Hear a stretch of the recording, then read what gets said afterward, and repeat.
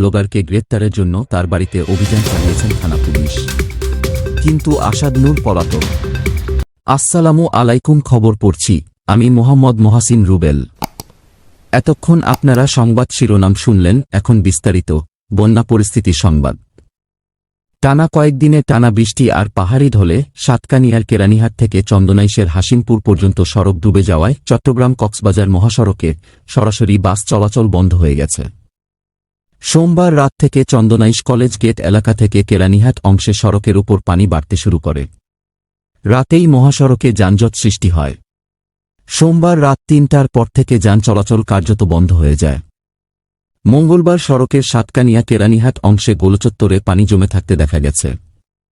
চট্টগ্রাম বান্দরবান সড়কেও এই মোড় দিয়ে যাতায়াত করতে হয়। দোহাজারী হাইওয়ে পুলিশের OC Khan Mohammad Irfan crime news অনলাইনকে বলেন, চন্দনাইশ বাগিচারহাট থেকে দেওয়ানহাট জসিম কনভেনশন পর্যন্ত এবং নয়াখালের মুখ থেকে সাতকানিয়া রাস্তার মাথা পর্যন্ত অংশে পানি উঠে গেছে। কোথাও হাঁটু পানি, কোথাও আরও কম। সকাল থেকে যানবাহন চলাচল বন্ধ আছে, তবে পানির মধ্যেও কিছু কিছু গাড়ি চলাচল শুরু করেছে এখন।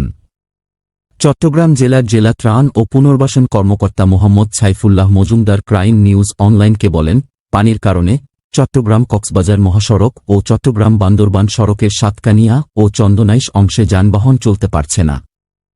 কয়েকদিনের টানা বর্ষণে বান্দরবান শহর প্লাবিত হয়ে বিচ্ছিন্ন হয়ে পড়েছে যোগাযোগ ব্যবস্থা। রোববার রাত থেকে বিদ্যুতের পাশাপাশি নেই মোবাইল নেটওয়ার্ক ও ইন্টারনেট। মঙ্গলবার দুপুরে জেলার সার্বিক দুর্যোগ পরিস্থিতি নিয়ে বান্দরবান জেলা প্রশাসক কার্যালয় থেকে প্রকাশিত এক প্রতিবেদন এসব তথ্য তুলে ধরা হয়েছে। প্রতিবেদনে বলা হয়েছে, শহরে গুরুত্বপূর্ণ সরকারি দপ্তর, জেলা প্রশাসক কার্যালয়, সদর উপজেলা কার্যালয়, ফায়ার সার্ভিস, জেলা ও দায়রা জজ আদালত, চিফ জুডিশিয়াল কার্যালয়, নির্বাচন কমিশন অফিস, পাসপোর্ট অফিস ও বিআরটিএ অফিসে হাঁটু পানিতে তলিয়ে আছে।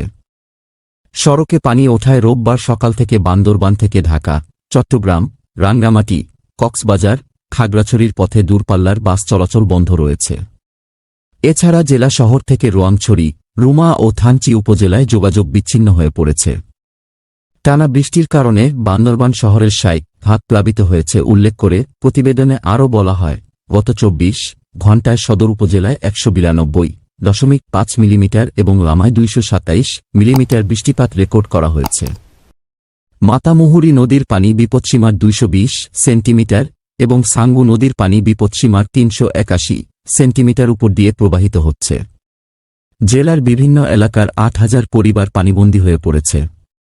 এদিকে পাহাড় ধসে প্রায় ৪৫০টি ঘর আংশিক ক্ষতিগ্রস্ত হয়েছে।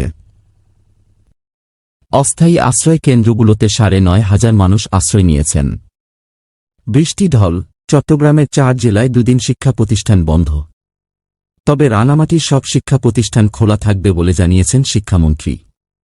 টানা বৃষ্টিতে পাহাড়ি ঢল আর জলাবদ্ধতায় পর্যুদস্ত চট্টগ্রাম, কক্সবাজার, খাগড়াছড়ি ও বান্দরবানের সব শিক্ষা প্রতিষ্ঠান বুধ ও বৃহস্পতিবার বন্ধ ঘোষণা করেছে কর্তৃপক্ষ।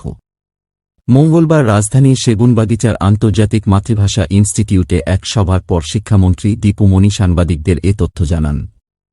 তিনি বলেন, প্রায় বন্যাসদৃশ পরিস্থিতি কারণে ওই এলাকার শিক্ষা প্রতিষ্ঠানগুলো বন্ধ থাকবে, তবে রাঙামাটির শিক্ষা প্রতিষ্ঠান খোলা থাকবে বলে জানান তিনি। অতিবৃষ্টি ও জলাবদ্ধতার কারণে মঙ্গলবারও চট্টগ্রাম মহানগরীর সব শিক্ষা প্রতিষ্ঠানে স্বাভাবিক শিক্ষা কার্যক্রম বন্ধ রাখা হয়। বন্যা ও ভূমিধস, চট্টগ্রাম ও বান্দরবানে সেনা মোতায়েন। বন্যা পরিস্থিতি স্বাভাবিক না হওয়া পর্যন্ত সেনাবাহিনীর কার্যক্রম অব্যাহত রাখার কথা জানিয়েছে আইএসপিআর।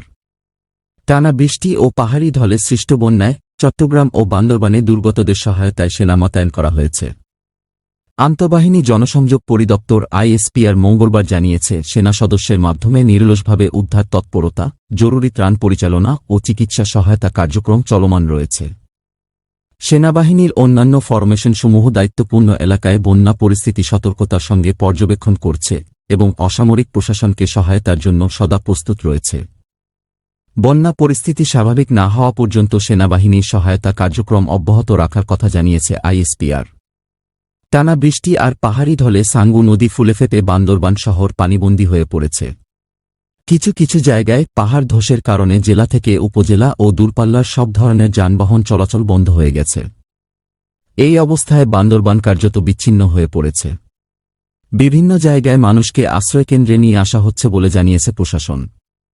এছাড়া জেলা শহরের অনেক মানুষ বাড়িঘর ছেড়ে হোটেলে ও শিক্ষা প্রতিষ্ঠানে গিয়ে আশ্রয় নিয়েছে। বান্দরবানের বেশিরভাগ এলাকা টানা দুদিন ধরে বিদ্যুৎহীন। মোবাইল নেটওয়ার্ক ও ইন্টারনেট সেবা ব্যাহত হওয়ায় যোগাযোগ ব্যবস্থা প্রায় অচল হয়ে পড়েছে। পরিস্থিতি সামাল দিতে জেলায় 2 শতাধিক আশ্রয়কেন্দ্র খোলা হয়েছে বলে জানিয়েছেন জেলা ত্রাণ ও পুনর্বাসন কার্যালয়ে তাসলিমা সিদ্দিকা। অপরদিকে টানা বৃষ্টিতে জলাবদ্ধতায় নগরবাসীর দুর্ভোগের পাশাপাশি পাহাড়ি নদীগুলোর পানি বেড়ে এবং খাল জলাশয় উপচে চট্টগ্রামের 13টি উপজেলার প্রায় 3 লাখ মানুষও পানিবন্দী হয়ে পড়েছে। বরগুনায় ব্লগার আসাদ নূরকে গ্রেপ্তারে পুলিশের অভিযান। বরগুনার আমতলী উপজেলায় আসাদুজ্জামান আসাদ নূর নামে এক ব্লগারকে গ্রেপ্তারের জন্য তার বাড়িতে অভিযান চালিয়েছেন থানা পুলিশ। কিন্তু আসাদ নূর পলাতক থাকায় পুলিশ তাকে গ্রেপ্তার করতে পারেনি। জানা গেছে, আমতলী উপজেলার উত্তর টিয়াখালী গ্রামের তোফাজ্জেল হোসেনের পুত্র আসাদুজ্জামান আসাদ নূর। তবে 2017 সালে বাড়ি ছেড়ে গিয়ে তারপর থেকে পরিবারের সঙ্গে তিনি কোনো যোগাযোগ রাখেন না বলে দাবি তার পরিবারের।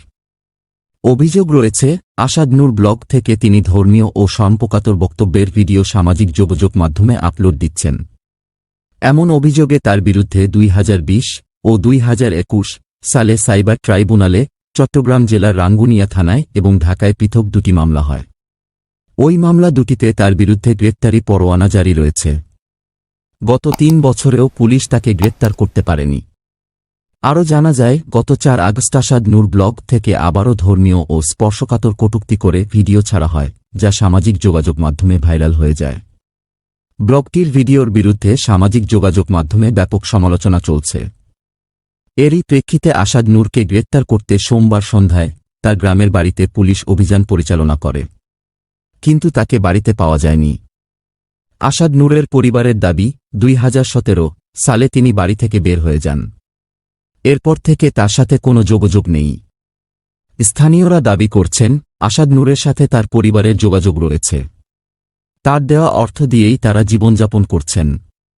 আসাদ নূর কোথায় আছে বা তার অবস্থান তারা জানেন, কিন্তু পুলিশি হয়রানির ভয়ে তারা সব লুকিয়ে যাচ্ছেন।